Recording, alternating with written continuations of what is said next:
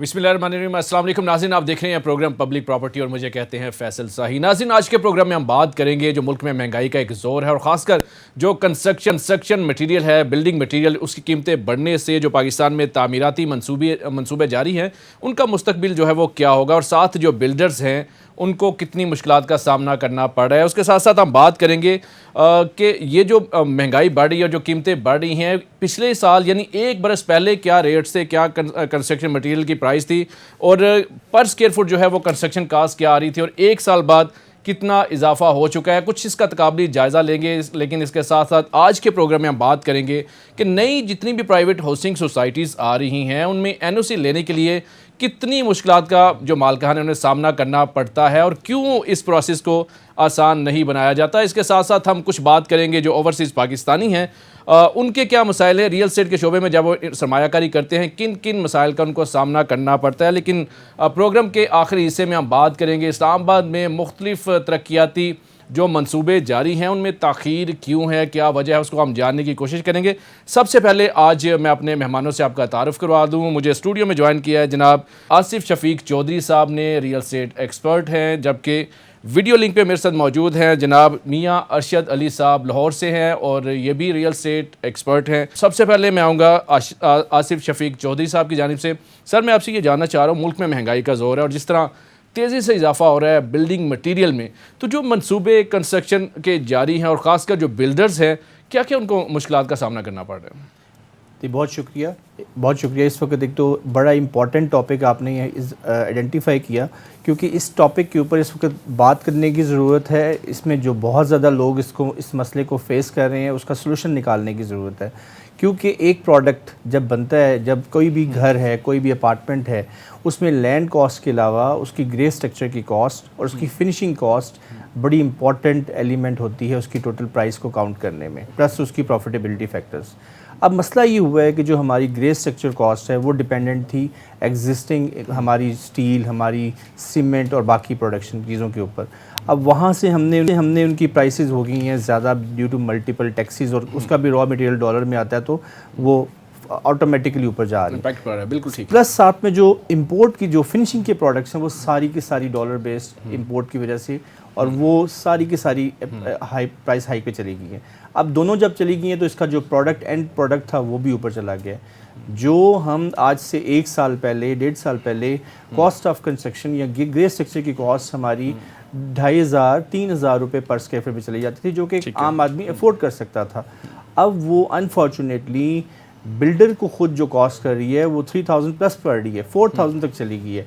जिस रेशो से हमारी इकोनॉमी में इस वक्त जो इंपोर्ट्स और जो ये बेसिक प्राइसेस बढ़ रही हैं, इसको अगर एड्रेस ना किया गया तो हमारी ना सिर्फ हमारी इस इंडस्ट्री में जो लोगों का पैसा इस वक्त एट स्टेक है। अब देखें, मैंने एक चीज़ें या बाकी किसी भी डेवलपर ने कोई चीज़ अगर बेच दी है किसी को एक 3 साल के इंस्टॉलमेंट प्लान पे या 4 साल के इंस्टॉलमेंट प्लान पे, तो आज आपने प्राइस को लॉक किया है, उसी बेसिस पे आपने कैलकुलेट किया कि इतने 3 सालों में पैसे आएंगे तो मैं ये घर बनाऊंगा।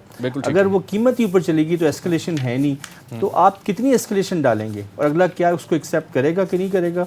इस वजह से इसके प्रोजेक्ट्स पे बहुत नेगेटिव इम्पैक्ट्स हैं इस वक्त। अच्छा मियां अरशद अली साहब, मैं आपसे ये जानना चाह रहा हूँ, जैसे आप भी देख रहे हैं महंगाई बढ़ रही है और जो बिल्डर्स है वो खासा परेशान है। कोई समझ नहीं आ रही कि आज बिल्डिंग मटेरियल वो कुछ रेट पे ले रहा है और कल उसको अंदाज़ा नहीं है कि कितना इसमें इजाफा हो जाएगा।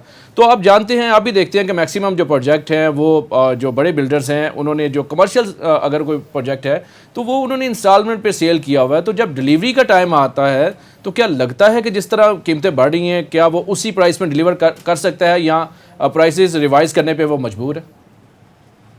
जी फैसल साहब, बहुत शुक्रिया। ये बड़ा मेजर इशू है आजकल, ख़ास तौर पे पिछले दौरे हुकूमत से जो उन्होंने एक एमनेस्टी स्कीम मुतारफ़ करवाई थी रियल एस्टेट सेक्टर पे, उसके बाद बहुत सारी बिल्डिंग्स यहाँ पे, अगर मैं लाहौर से बात कर रहा हूँ तो लाहौर में हंड्रेड्स के हिसाब से ओवरसीज़ के लिए भी और लोकल भी यहाँ पे हाई राइज के प्रोजेक्ट स्टार्ट हुए हैं।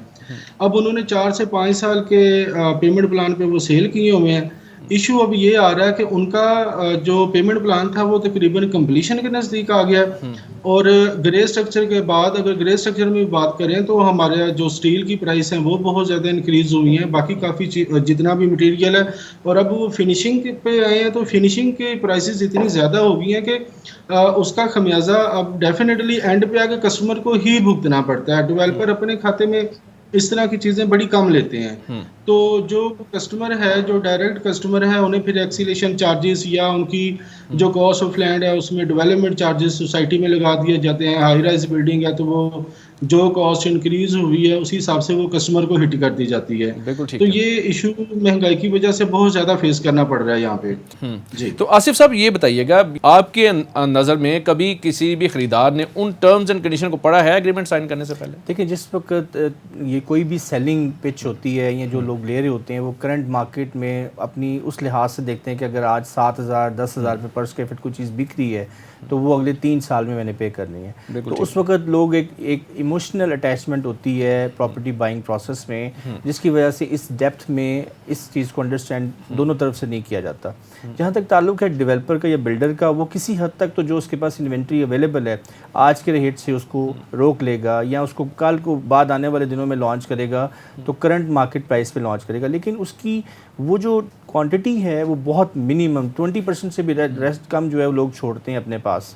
تو انفارچونیٹلی اس قسم کی چیزوں میں سچویشن میں اب جو کیونکہ ٹائم کے ساتھ ساتھ اگر ایسکلیشن کوئی نہیں دینا چاہتا کلائنٹ یا اس کو روک لیتا ہے یا اس کو کسی سول لیٹیگیشن میں لے جاتے ہیں، تو یہ سارا کا سارا صرف پروجیکٹ ہی نہیں رکتا، اس پہ کام کرنے والے لوگ، اس پہ جو لوگ بے روزگار ہوتے ہیں، جو آگے چیزیں آپشنز آتی ہیں، وہ سارا سرکل رک جاتا ہے اور یہ مسٹرسٹ کا ایلیمنٹ ہوتا ہے. لیکن آصف صاحب یہ بتائیے گا، صرف 1 سال پہلے کی بات کریں تو تھوڑا سا ہم اگر اس کو کمپیریزن کریں تو 1 سال پہلے جو کاسٹ آف کنسٹرکشن تو خیر وہ تو بڑی ہے، جو مٹیریل کی کاسٹ تھی 1 سال پہلے کیا تھی، جو مین جو چیزیں یوز ہوتی ہیں، سیمنٹ کی بات کریں، سریے کی بات کریں یا اینٹوں کی بات کریں، تو کتنا کو اس میں فرق آیا؟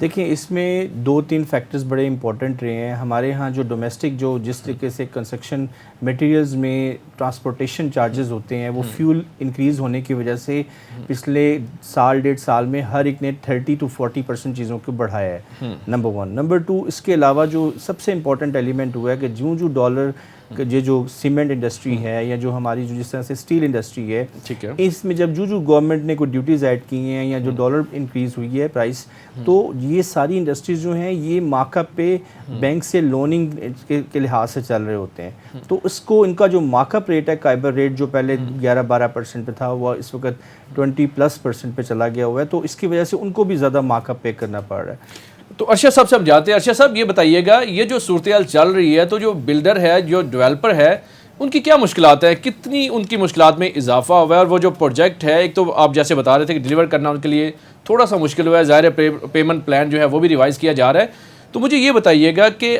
اب مستقبل آپ کو کیا دکھائی دے رہا ہے کہ جو ایک ڈیولپر ہے وہ اپنے منصوبے جو پرانے ہیں انہیں کو جاری رکھ پائے گا، نئے منصوبوں کی طرف وہ جانے کا سوچ بھی رہا ہے یا نہیں سوچ رہا؟ ہمارا ریئل اسٹیٹ سیکٹر ہے، اس کو انڈسٹری کا درجہ ہی نہیں دیا گیا.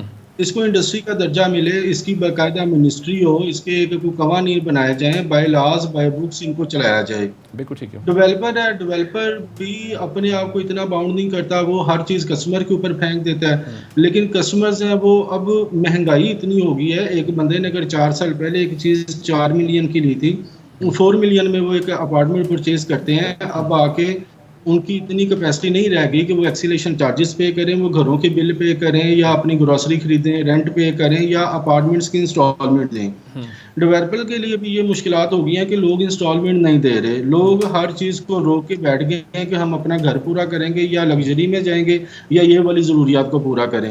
تو ڈیولپر بھی اس ٹائم مجبور ہیں، ہر چیز کا جب بھی کوئی ریٹ بڑھتا ہے اس ٹائم پہ ہر بندہ یہاں پہ پریشان ہوتا ہے. تو اس ٹائم ڈیولپر جتنے بھی پروجیکٹس انہوں نے اسٹارٹ کیے ہوئے تھے وہ گلے کا پھندا بنے ہوئے ہیں اور ان کی کوشش ہے کہ کسی بھی طرح ہم لوگ اس چیز سے نکل سکیں.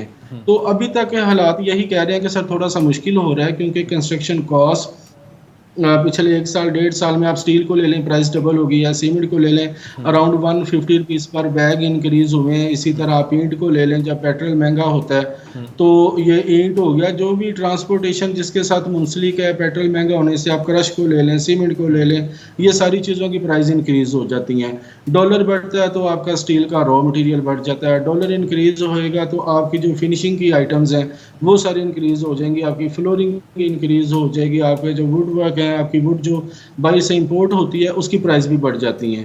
तो भी यहाँ पे सर मामला काफ़ी डिस्टर्ब हैं। अल्लाह करे कि ये जितने भी प्रोजेक्ट्स पिछले दौरे हुकूमत में स्टार्ट हुए हैं वो खैरियत से निपट जाएं, लेकिन हालात आपको मुश्किल दिखाई दे रहे हैं। आसिफ साहब ये बताइएगा, जैसे बात कर रहे हैं अरशद साहब भी, कि डेवलपर तो इस तरह बड़ा मुश्किलात के वो फेस कर रहा है क्योंकि महंगाई उसको जो है वो उसके प्रोजेक्ट इस तरह के सूरत हाल बनी है कि वो जारी नहीं रख पा रहा। तो जो नए लोग आना चाह रहे हैं इस इंडस्ट्री में, उनको आप में जो खासकर कंस्ट्रक्शन के शोबे में, उनको आप उसका मुस्तकबिल आपको क्या दिखाई देता है? देखिए, इस इंडस्ट्री में सबसे इम्पॉर्टेंट एलिमेंट ये होता था कि पब्लिक मनी से आप इंस्टॉलमेंट से कंस्ट्रक्शन करते थे और टाइम के साथ साथ लोग पैसा देते रहते थे और प्राइस ऊपर जाती रहती थी और आप उसको एप्रिसिएशन में और लोग उसको ले जाते थे। अब मसला ये है कि इस वक्त अगर पहले 20% हमारा लेट पेमेंट्स होती थी क्लाइंट्स की, तो वो 60% पे आ चुकी हैं ड्यू टू अदर फैक्टर्स। इस वक्त महंगाई इतनी है कि लोग टाइम पे अपनी जो इंस्टॉलमेंट्स लोगों ने प्लान की हुई थी 3-3 साल की, वो नहीं दे पा रहे। जब वो नहीं देंगे तो कैश फ्लो डिस्टर्ब होगा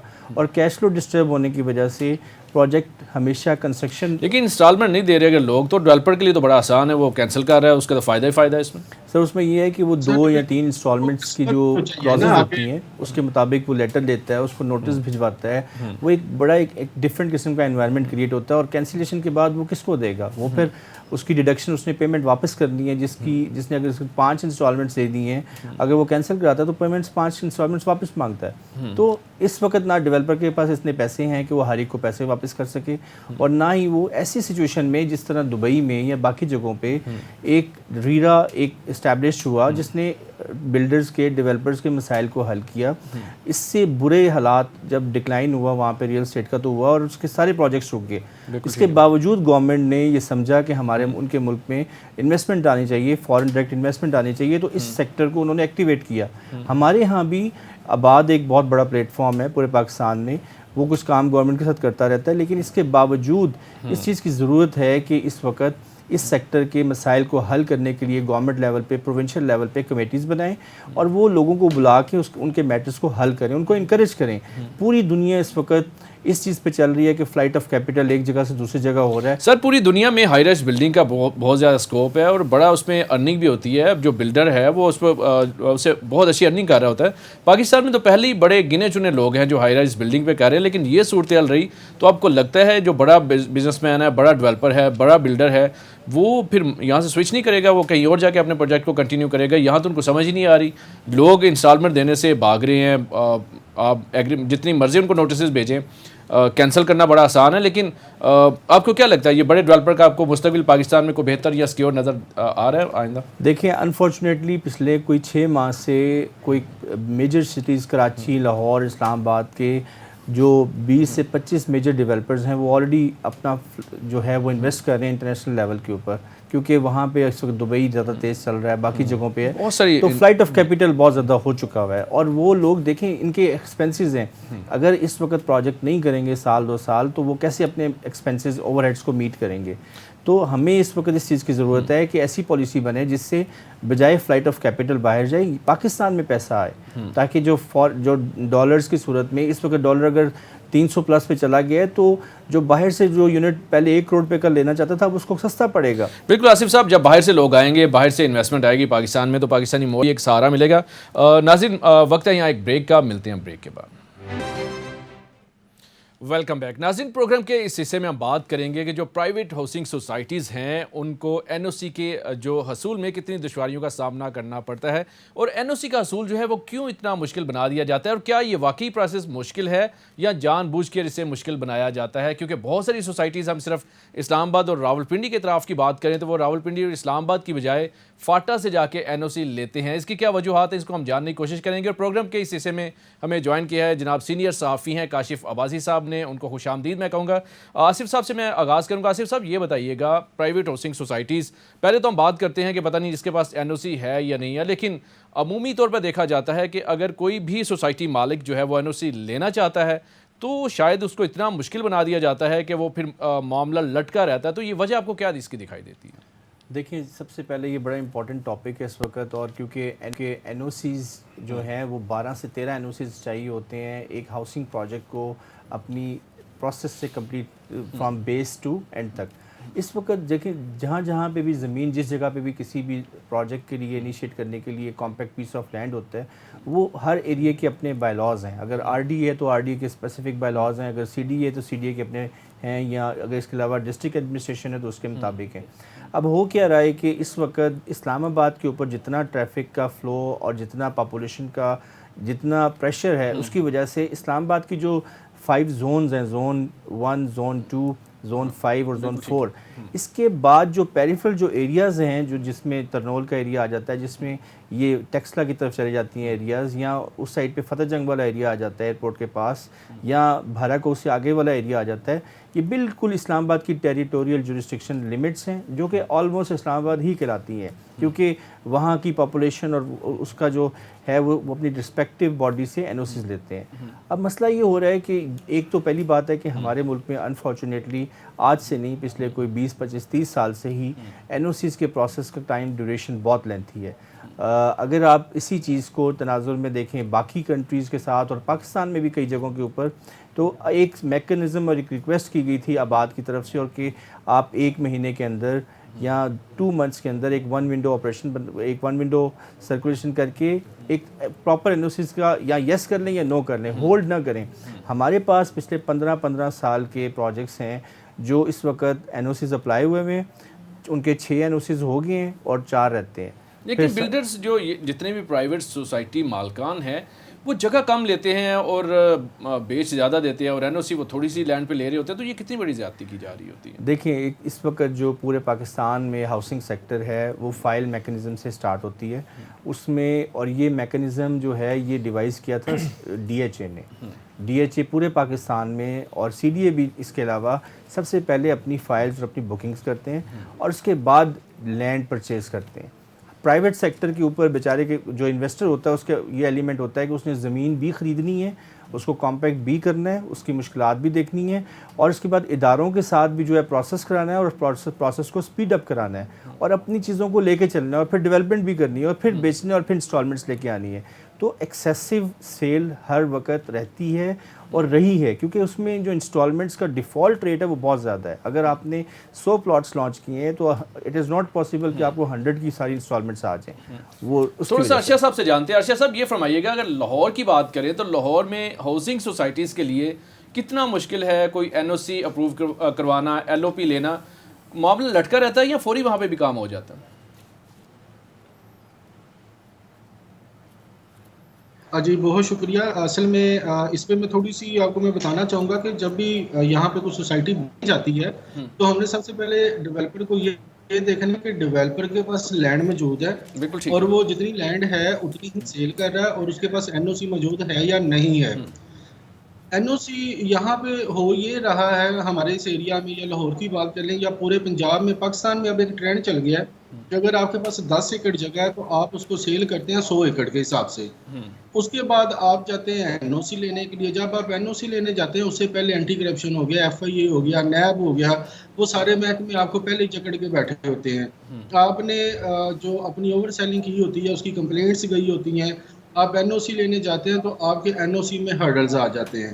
جب اس طرح کا ڈیولپر NOC لینے کے لیے جاتا ہے اور ایک دوسرا ڈیولپر جس کے پاس لینڈ پوری موجود ہے, اس نے ابھی تک سوسائٹی بیچی نہیں ہے, وہ چاہ رہا ہے کہ صاف نیت کے ساتھ کہ میں پہلے اس کی اپروول لوں گا, اپروول لینے کے بعد میں اس کو میپ کے اوپر سیل کروں گا, میں فائل سسٹم میں جاتا ہی نہیں. تو جس بندے نے فائل سسٹم میں اوور سیلنگ کی ہوئی ہے, جس نے 1 ایکڑ کو 100 ایکڑ بنا کے بیچا ہوا ہے, اس بندے کی وجہ سے جو کوئی ریئل پارٹی ہوتی ہے انہیں بھی NOC لینے میں دشواریاں آتی ہیں. کیونکہ جو ہم پروسیس کی بات کریں تو NOC لینے کے لیے پروسیس کیا ہے, تھوڑا سا اگر ہمارے ناظرین کو آپ گائیڈ کر دیں. سر آپ نے جب NOC لینا ہے تو یہاں پہ لاہور میں آپ کو کوئی 17 سے 18 NOC چاہیے. جو پہلا NOC ہے وہ سوائل ٹیسٹنگ سے شروع ہوتا ہے. آپ کی لینڈ کی ٹیسٹنگ ہوتی ہے کہ یہاں پہ سوسائٹی بن سکتی ہے نہیں بن سکتی. پھر FTR ہے, ریونیوٹی ہے, TMA ہے. اسی طرح یہ سارے ڈپارٹمنٹس اس میں انوالو ہو جاتے ہیں. تو ڈیولپر اگر کوئی ریئل ڈیولپر ہے اور نیک نیتی کے ساتھ وہ سوسائٹی بنانا چاہ رہا ہے تو اس کو بھی یہاں پہ کم از کم 6 مہینے سے لے کے اور 1 سال کا عرصہ درکار ہے, جس میں اسے NOC لینا ہے, اور NOC لینے کا ٹائم لگتا ہے اس کو. ٹھیک ہے. اور لاہور میں تو اسپیشلی آپ کہہ لیں کہ آپ نے اگر سوسائٹی کا NOC لینا ہے تو آپ کو بے تحاشا چکر لگانے پڑتے ہیں ڈپارٹمنٹس کے. آپ کو انڈر دی ٹیبل ملنا پڑتا ہے, آپ کو سفارشیں ڈھونڈنی پڑتی ہیں. آپ بے شک ایک جینون ڈیولپر ہیں یا آپ نے صرف فائلیں بیچی ہیں اور آپ نے آگے کچھ نہیں کرنا. کوئی بھی بندہ یہاں پہ وہ جب محکموں میں جاتا ہے تو سر یہاں پہ بہت زیادہ اسے ضلالت دی جاتی ہے. اس وجہ سے بھی کچھ لوگ ہاؤسنگ سوسائٹی سے پیچھے ہو گئے ہیں, ان کی اپروچز نہیں ہیں یا وہ انڈر دی ٹیبل کام کرنے کو مناسب نہیں سمجھتے. وہ لوگ پھر یہ کرتے ہیں کہ وہ اپنی جتنی لینڈ پڑی ہوئی ہے اس کو as a private land sale کر دیتے ہیں, سوسائٹی کی طرف آتے ہی نہیں. جو بندہ یہاں پہ سوسائٹی کی طرف آتا ہے نو ڈاؤٹ وہ پیسے کماتے ہیں. ریئل اسٹیٹ میں ہاؤسنگ پروجیکٹ میں بہت اچھے پیسے ہیں, لیکن سر آپ کو تاحیات محکموں کے ساتھ چلنا پڑتا ہے. آپ کو تاحیات ہر قسم کی بلیک میلنگ سے نپٹنا پڑتا ہے, اور آپ کو اب سارا کچھ کلیئر ہونے کے باوجود بھی آپ لٹکے رہتے ہیں. تاحیات آپ کسی نہ کسی معاملے میں لٹکے ہوئے ہیں یہاں پہ. بالکل ٹھیک ہے. میں کاشف صاحب سے تھوڑا سا اس پہ موقف لیتا ہوں. کاشف صاحب, ایک جینون بندہ ہے, وہ ہاؤسنگ سوسائٹی شروع کر رہا ہے, NOC وہ لینا چاہ رہا ہے, لیکن اس پروسیس کو بڑا لمبا بنا دیا جاتا ہے. محکمے جان بوجھ کے کرتے ہیں, یہ واقعی یہ پروسیس بڑا لمبا ہوتا ہے. آپ کیا کہیں گے؟ بہت شکریہ سائی صاحب. اس طریقے سے ہے کہ یہ 2 وے کام ہے. جہاں پہ آپ ساری بات محکموں بھی کرتے ہیں تو وہاں یہ جو ڈیولپر ہیں ان کے بھی ایشوز ہیں. اگر کسی بندے کی بالکل کلیئر لینڈ ہے تو اتنا بڑا ایشو نہیں ہے, لیکن یہ جس طرح میں اسلام آباد کی بات کروں تو یہاں CDA ہے, تو CDA کو یہ کرنا چاہیے کہ ایک ساری جو چیک لسٹ ہے وہ بالکل اس کو اوپن کر دے. اس کو ہڈن رکھنے کی یا اس کو بار بار لوگوں کو بلانے کی ضرورت کی ہے. جب آپ لوگوں کو بار بار بلاتے ہیں یہ ایشو ہے وہ ایشو ہے تو اس کی وجہ سے وہ لوگ پریشان ہوتے ہیں, اور پریشانی کے بعد جا کے وہ معاملات خراب ہوتے ہیں. لیکن یہاں پہ ایشو یہ ہے کہ یہ ڈیولپر جو ہیں یہ اتنا مشکل NOC لینا نہیں ہے. یہ سارے NOC سے پہلے آپ کو پتہ ہے LOP ہوتا ہے.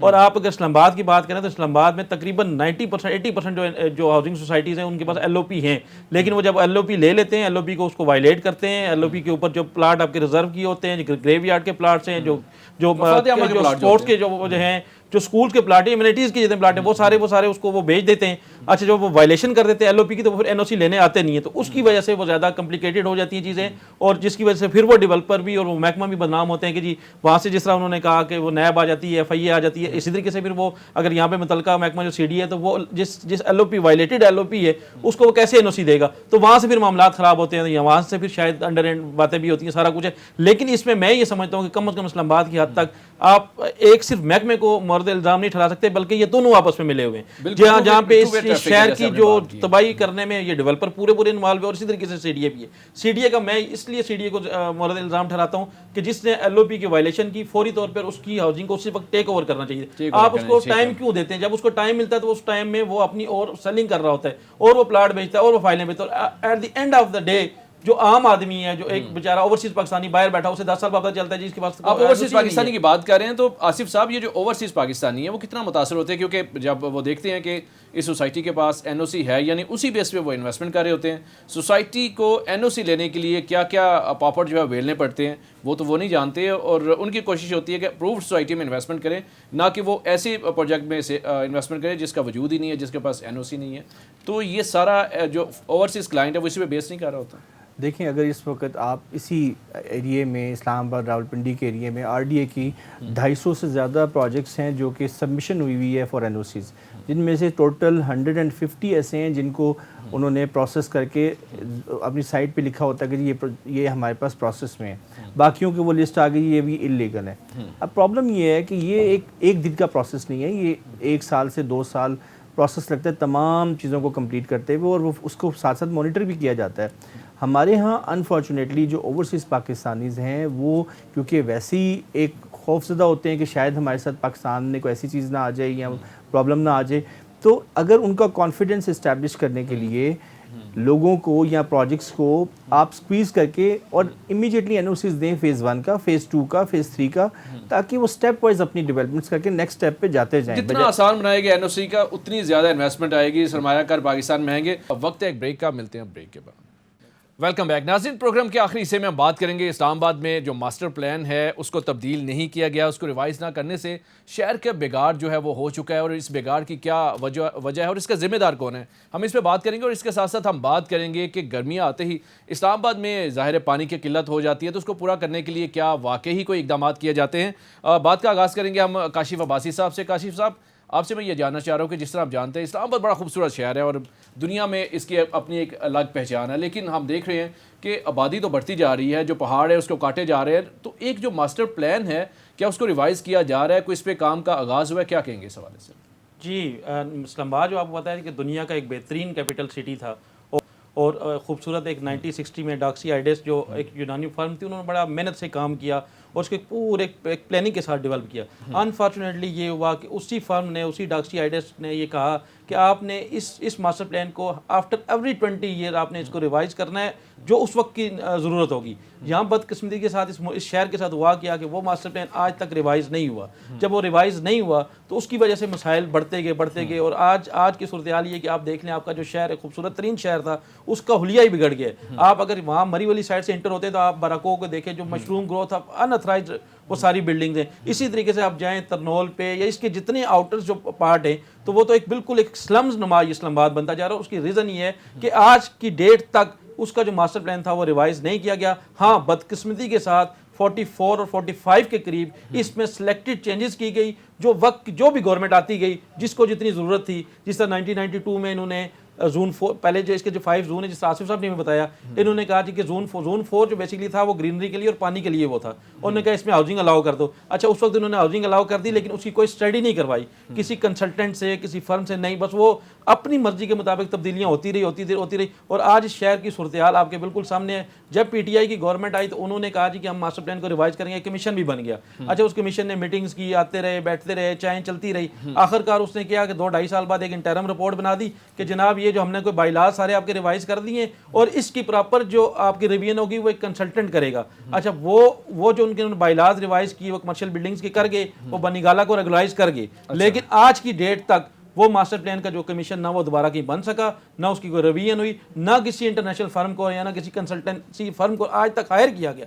تو کس نے پی ٹی آئی کے علاوہ کسی نے اس کو ریوائز کرنا تھا؟ کاشف صاحب یہ بتائیے گا، پی ٹی آئی کی گورنمنٹ کی تو آپ نے بات کی، اس سے پہلے اور اس کے بعد آنے والی کسی بھی حکومت نے کوئی کوشش بھی کی کہ ماسٹر پلان کو ریوائز کریں؟ اسلام آباد جو پہلے حالت میں تھا وہ تو اب ٹوٹل بگڑ چکا ہوا ہے. اسلام آباد کی حدود بڑھ چکی ہے، نئی سوسائٹی بڑھی ہیں. کوششیں ہر دور میں ہوتی رہی لیکن وہ ہاف ہارٹیڈ تھی، وہ میلا فائڈی تھی. 90s میں بھی کوشش ہوئی، وہ اسی طریقے سے ہوا. اس کے بعد 2006-7 میں وہ بھی اسی طریقے سے ہوا. 2018 میں جب پی ٹی آئی تب بھی جب یہ پی ٹی آئی کی گورنمنٹ آئی تو اس نے کون سا ماسٹر پلان ریوائز کر دیا؟ وہ تو بنی گالا ریوائز ہو گیا، آپ کا ریگولائز ہو گیا. اور جو باقی جو بڑی جو کمرشل بلڈنگز تھی ان کے تو بائی لاز اس کی آڑ میں چینج کر دیے سی ڈی اے نے اور اس کمیشن نے. لیکن انہوں نے کہا کہ کیونکہ یہ کام جو بہت بڑا کام ہے، یہ اب آپ ایک کنسلٹنٹ ہائر کریں گے، وہ انٹرنیشنل فرم آئے گی، وہ بنائے گی. مجھے بتائیں وہ کہاں ہے؟ آج دن تک وہ فرم اس کو کبھی اس کا ایڈ آیا تھا ایک دفعہ، لیکن وہ آج تک ہائر نہیں ہو سکی. تو یہ تو حال ہے، یہ سیریسنس ہے اور جس کی وجہ سے آپ کی شہر کا یہ حالت ہے. کہیں پہ یہ کہتے ہیں کنسٹرکشن الاؤ ہے، کہیں پہ کہتے ہیں نہیں الاؤ. اچھا، جہاں پہ نہیں الاؤ وہاں پہ بھی لوگ تو بنا رہے ہیں،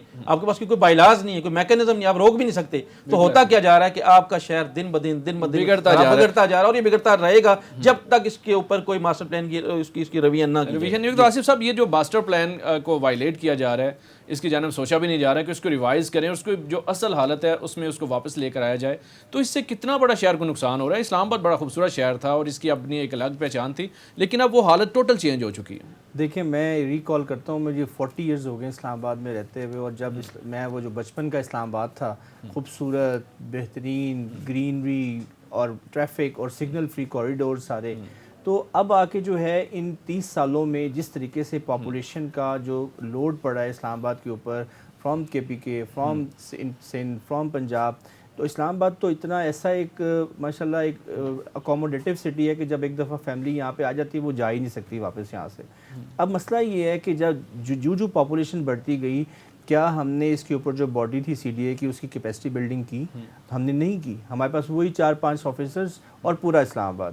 انفارچونیٹلی اس کے علاوہ ہمارا جو واٹر ٹیبل ہے اس وقت، جس طرف ایک امپورٹنٹ اس وقت توجہ دلانے کی ضرورت ہے کہ وہ واٹر ٹیبل ہمارا نیچے جا رہا ہے. ہمارا الٹرنیٹیو آپشنز ہے ہی نہیں ہے واٹر ریسورسز کے جس پہ ہمیں ایکسپیڈائٹ کرنا چاہیے. اس وقت ہماری پاپولیشن بہت زیادہ ہو چکی ہوئی ہے، اسپیشلی زون 3 زون 4 ان ایریاز میں اتنی مشروم گروتھ ہے کہ آپ کو کسی این او سی کی ضرورت نہیں ہے. آج آپ 10 کنال کا ایک ایریا لیں، اس میں پلاٹنگ کریں اور پلاٹنگ کر کے رجسٹریاں کرا دیں اور لوگ گھر بنا لیں، اور نہ سی ڈی ہے نہ کچھ.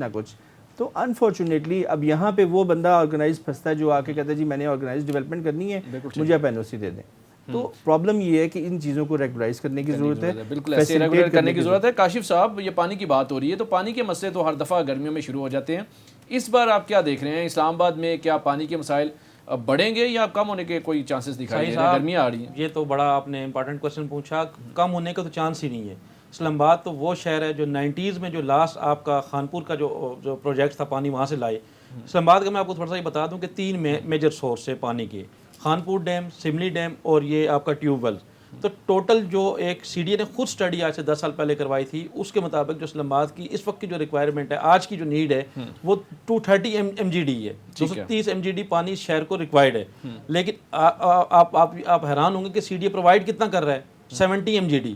کیوں؟ اس کی ریزن یہ ہے کہ جو 90s کے اس کے بعد تو کوئی اور انہوں نے کوئی ایکسپلور ہی نہیں کیا، نہ کوئی ڈیم بنا نہ کوئی اور کام ہوا. اور جس آصف صاحب نے کہا کہ انڈر گراؤنڈ جو آپ کا واٹر ٹیبل ہے وہ تو بہت تیزی کے ساتھ وہ سوکھتا جا رہا ہے. تو یہ تو انتہائی خوفناک صورتحال ہے، اور بالکل مجھے کسی قسم کا کوئی نہ، بلکہ یہ ہر دن بڑھتی جائے گی آپ کی یہ جو پانی کی شارٹیج ہے. نہیں ہے کہ آپ کا سملی ڈیم جو ہے جو اس کی کیپیسٹی تھی اس سے بھی زیادہ آپ کو، کیونکہ اس پہ صفائی کی ضرورت ہے اور نیا ڈیم بنا نہیں. 90s میں لاسٹ آپ کی اسکیم آئی جو خانپور سے پانی اسلام آباد میں آتا ہے، وہ 8 ایم جی ڈی کے قریب.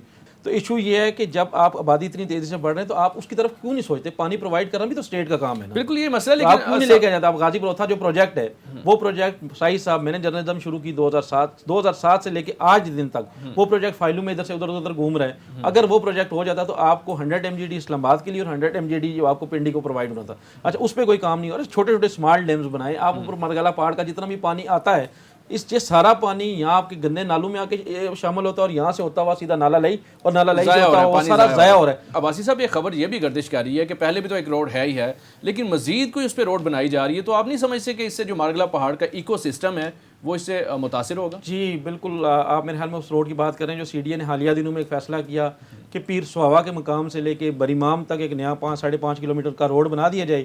اگر آپ کو پتا ہوگا کہ لاشاری صاحب کے زمانے میں یہ زو سے لے کے منال تک کا جو یہ پہلے ایک پرانا روڈ ہوتا تھا، سنگل روڈ تھا، اس کو کھلا کیا گیا اور اس کا سارا ایکو سسٹم ہمارا تباہ ہوا، سارا ماحول سارا وہاں کا خراب ہوا. آپ دیکھیں کبھی آپ خبریں پڑھتے ہیں کہ چیتا فلاں گھر میں آ گیا جی، سیت پور میں آ گیا ہے. اب آپ جائیں تو روڈ پہ آپ کو منکیز بیٹھے کیوں ہیں؟ ان کی وائلڈ لائف جو ساری وہاں پہ ڈسٹرب ہو چکی ہے.